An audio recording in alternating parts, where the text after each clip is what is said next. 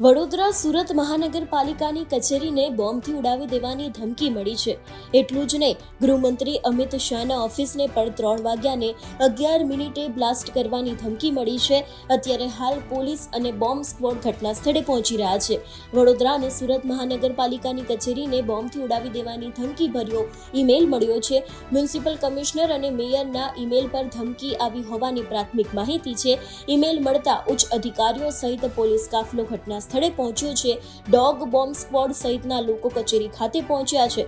ધમકી ભર્યા ઈમેલમાં ખાલિસ્તાની national army દ્વારા અમિત શાહ ઓફિસને 3 વાગ્યાને 11 મિનિટે બ્લાસ્ટ કરવાની ધમકી અપાઈ હતી.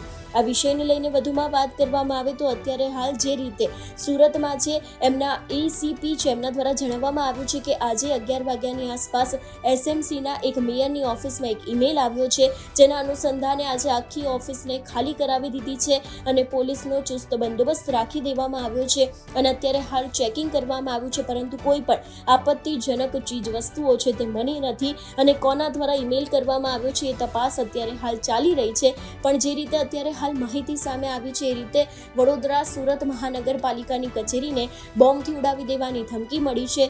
અત્યારે હાલ પોલીસનો કાફલો છે તેને તૈનાત કરવામાં આવ્યો છે. પોલીસ અને જે બીજી ટીમો છે, બોમ્બ સ્ક્વોડની ટીમ છે, એ લોકો ઘટના સ્થળે પહોંચી રહ્યા છે. એ લોકો દ્વારા સમગ્ર મામલે અત્યારે હાલ તપાસ છે તે શરૂ કરવામાં આવી છે.